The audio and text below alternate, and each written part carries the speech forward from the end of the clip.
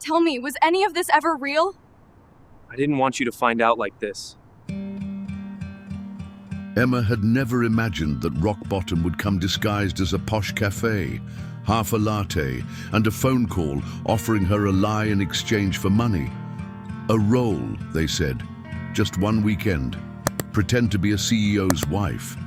It sounded like something from a bad movie. But bills don't wait, and desperation makes strange deals sound reasonable. She hesitated, but curiosity crept in where hope had almost died. Nathan Hale wasn't the kind of man who needed help. At least, that's what the world believed. He built empires, closed billion-dollar deals, and carried himself like a man untouched by emotion. Yet here he was, searching for a fake wife. To Emma, it reeked of either arrogance or something much deeper. A secret he wasn't ready to admit. That tension made the offer more intriguing than she'd expected. The contract was straightforward. Be charming, supportive, elegant, the picture-perfect partner.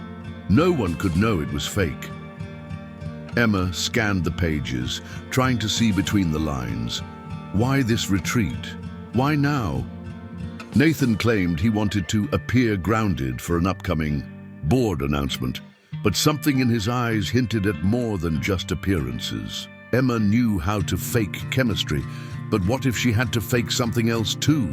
She asked around discreetly.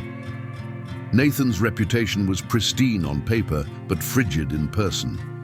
He avoided press, never appeared with women, and was known to leave boardrooms colder than he entered them. Still, she couldn't shake the feeling that behind the mask of success, he was hiding a version of himself that no one had earned the right to see. Maybe that's why he needed her. Someone without ties, expectations, or real power. The retreat was happening in just 3 days. A luxury resort nestled in the mountains, with yoga at sunrise and workshops about vulnerability and leadership. Ironically fitting. Emma packed with trembling hands, wondering if she was walking into a role or a trap. Every part of her screamed that this was crazy, yet something silent whispered that this was exactly what she needed. A new setting, a reset, a dangerous step into someone else's carefully crafted illusion. On the drive there, she rehearsed fake. Stories they'd created, how they met, the proposal, favorite vacation spots.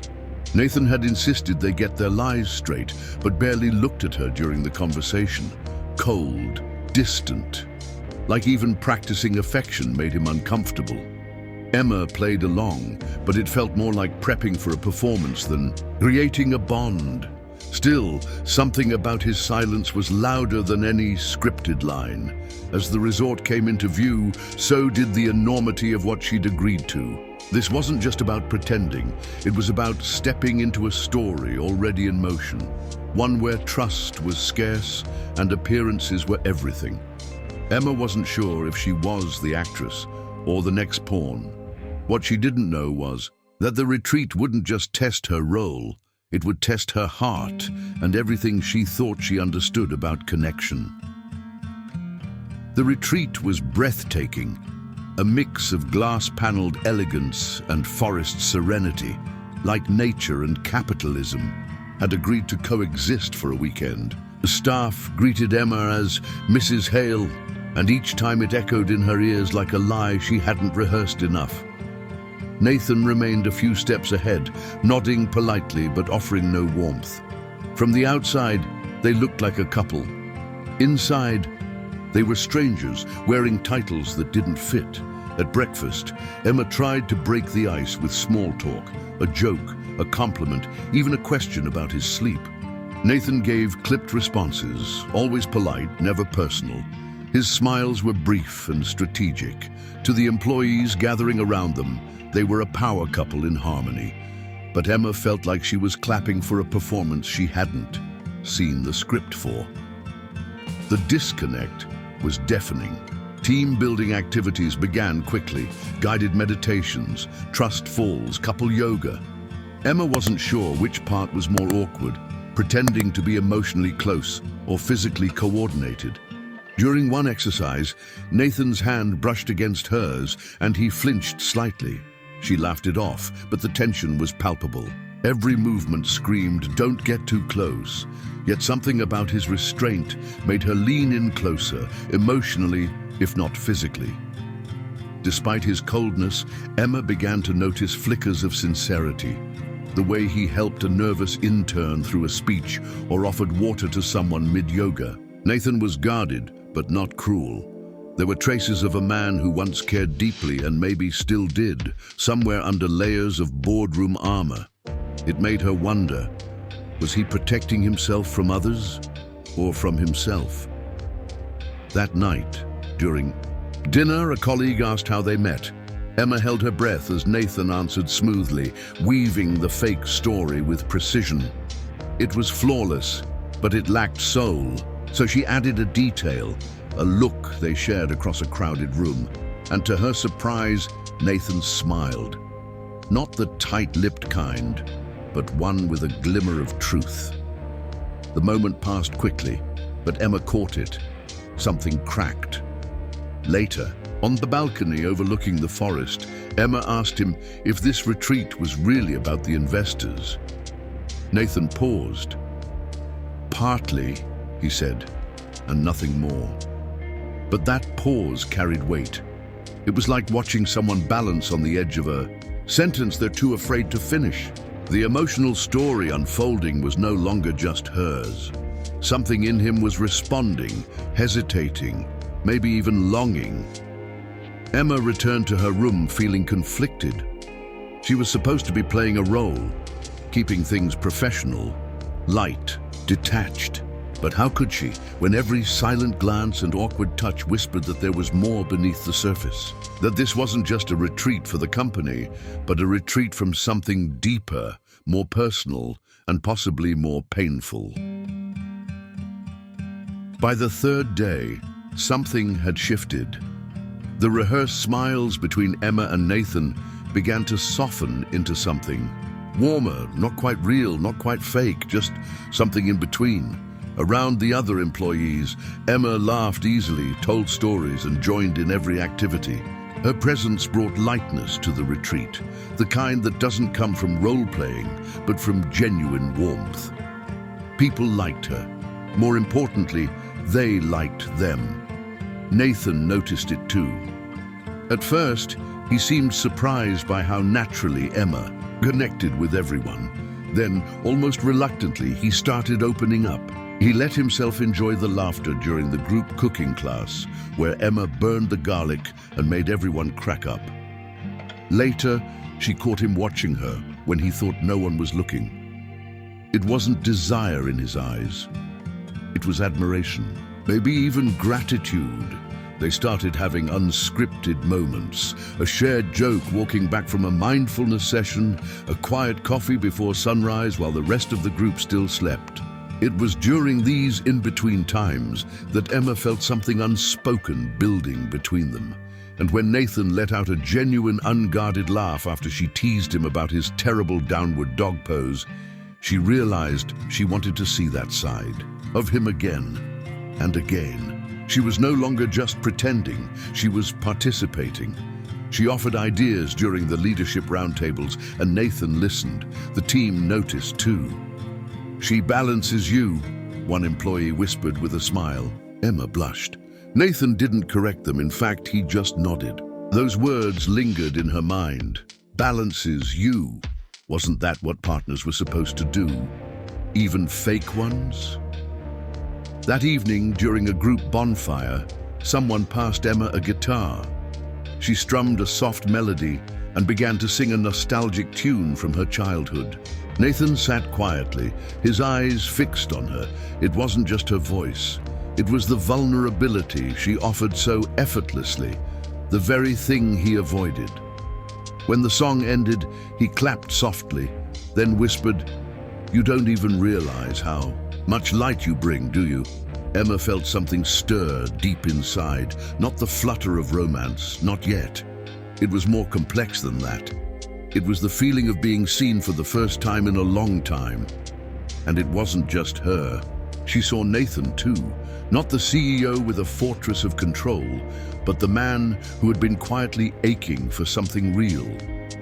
Maybe even a real story, the kind that starts in lies but unfolds in truth. Still, even as the bond between them deepened, Emma couldn't shake the feeling that Nathan was holding something back, something heavy, something personal. And whatever it was, it hovered between them like a shadow, growing darker the closer they got to the light. The retreat's tempo slowed as the weekend neared its end, but Emma's heartbeat only raced faster. What started as role-play now felt dangerously real, and she hated how much it scared her. Every time Nathan's hand brushed hers, or his glance lingered too long, her mind spun with questions. Was she imagining this connection, or was he feeling it too and simply too afraid to say it? The lines had blurred beyond recognition. During a partner trust exercise, the kind designed to create forced vulnerability, Nathan had to guide Emma blindfolded through a nature path. She expected awkwardness, but his touch was gentle, his voice low and steady. "I won't let you fall," he whispered, and something about the way he said it felt heavier than the moment required. It wasn't about the exercise anymore. It was about trust, real trust. That night, sleep wouldn't come. Emma walked out to the balcony where the stars were sharp and silent. Nathan was already there, leaning against the railing with a drink in hand. Without rehearsing, without overthinking, she spoke.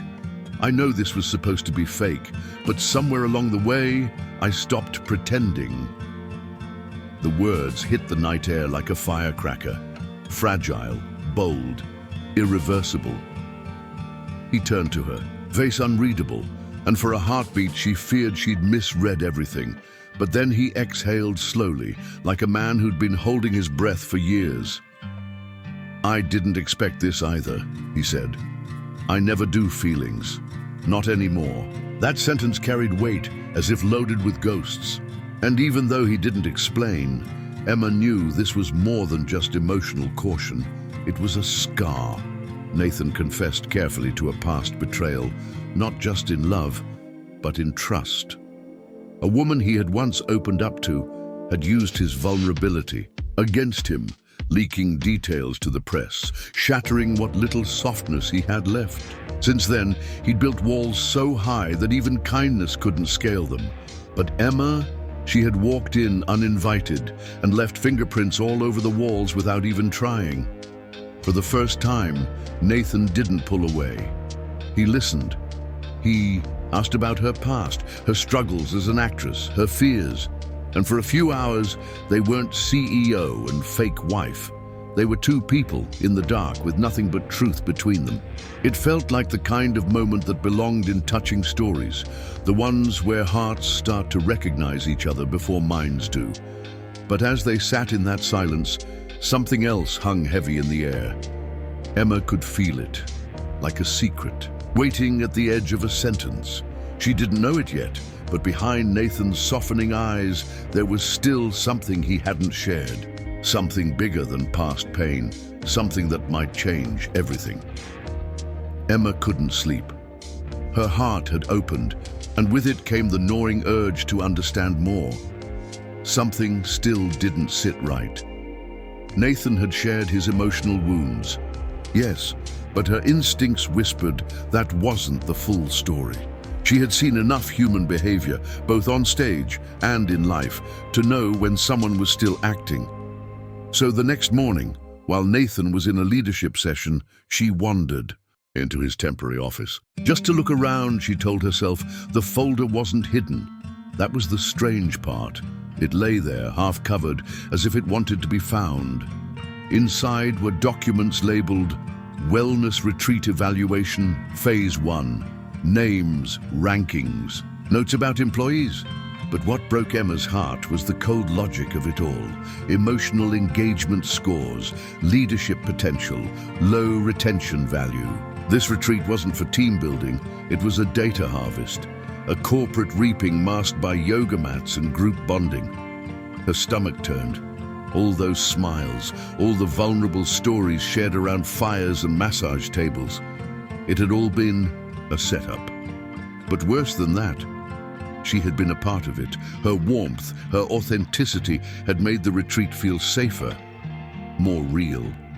And that emotional story everyone believed? She had helped sell it. Emma stumbled back, folder in hand, unsure whether she was angrier at Nathan or at herself. That evening, when Nathan returned to his room, he found Emma waiting. Her face was unreadable, but her eyes were tired. She didn't yell. She didn't cry. She just handed him the folder. "Was any of this real?" she asked. Nathan froze. For a moment, he looked like the powerful CEO again, calculating, reserved. Then he sat down slowly, as if the weight of the question had snapped something. Inside him, he admitted the truth. The retreat had always had a hidden agenda, a board-driven initiative to quietly assess employees and plan cuts before a new wave of automation. He hadn't created the plan, but he'd signed off on it. And yes, the idea to bring a fake wife was also suggested, a way to soften his image and ease suspicion. But then his voice cracked as he said, "I didn't think it would feel this real, not with you." Emma listened, arms crossed, but her heart at war. Part of her wanted to believe him. Another part felt used, as if her own emotions had been weaponized. Nathan confessed that he hadn't wanted to go through with it until he saw her profile. Something about her made him pause. "You looked honest," he whispered, "like you'd remind me what real felt like. But honesty used as a strategy isn't honesty at all." She left the room that night without another word. Outside, the air was cold and sharp, and the stars felt farther away than ever. Emma had fallen into a real story, born out of illusion, and the pain of that was harder than she expected. But even then, she couldn't shake one thought. If Nathan had been faking everything, why did his eyes look so afraid of losing her? Emma didn't speak to Nathan for the rest of the retreat. She kept her distance, smiling politely when needed. But her eyes told a different story, one of disappointment, of emotional exhaustion. Around others, she played her part flawlessly. But alone, she questioned everything. Was the connection they shared just part of his manipulation? Or was it the only real thing either of them had allowed themselves to feel in years? Nathan watched her from afar, visibly torn. He was a man used to managing outcomes, predicting reactions, and minimizing risk. But Emma was the one variable he hadn't accounted for. She wasn't just a prop in a corporate narrative. She had become his mirror. And in her silence, he saw something more frightening than failure: regret. Regret for not being brave enough to tell the truth sooner. Regret for hiding behind the role of CEO when what he really needed was to be a man. On the final day, as staff packed up and farewells were exchanged, Emma wandered out to the garden one last time. Nathan found her there, standing among lavender and stillness. He didn't come with apologies rehearsed. This time, he came with honesty. "I've built my life around control," he said softly. "But what I feel for you, that wasn't part of the plan. And maybe that's the only reason it matters." Emma listened, arms folded, eyes guarded but glassy. He continued, "I know I hurt you. I don't expect forgiveness, but I want to choose something different now, even if it means starting over, even if it means losing everything else." For the first time, there was no boardroom polish in his voice. Just a man standing bare in his vulnerability, hoping it wasn't too late to be seen. She didn't answer right away. Her heart was still tangled in doubt, and her integrity demanded clarity. Was it possible to love someone who had once deceived? Could the same person who manipulated others also be capable of true change? The emotional story unfolding between them had never been clean. But maybe real love isn't about perfection. Maybe it's about choosing someone, knowing their flaws, and still saying yes. Emma left the retreat without resolution. But a week later, she received a small envelope. Inside was a handwritten note, an address, and a time. No explanations, just a risk. The kind of risk only real connection demands. That evening, she walked onto a rooftop lit by candles and city lights. Nathan stood there alone, no suit, no script, just a hopeful look in his eyes. "No masks this time," he said. She smiled. It wasn't a fairy tale ending. It was a beginning, raw, uncertain, and honest. And maybe that's what made it worth everything, because in a world full of strategies and roles, what they found wasn't just love, it was truth. A real story born from fiction, shaped by courage and held together by a choice they both finally made. Have you ever trusted someone only to find out they weren't who you thought they were? Or worse, realized you weren't who you thought you were with them? Stories like this remind us that love and betrayal sometimes walk hand in hand, especially when masks come off. So if you were Emma, would you have given Nathan a second chance? Or walked away for good? Tell me in the comments. Would you risk your heart for someone who once deceived you? I'm really curious to hear your take. Let's talk about it. And hey, if this story moved you, inspired you, or even made you think twice about your own choices, don't forget to like, subscribe, and hit the notification bell so you never miss another emotional story like this one.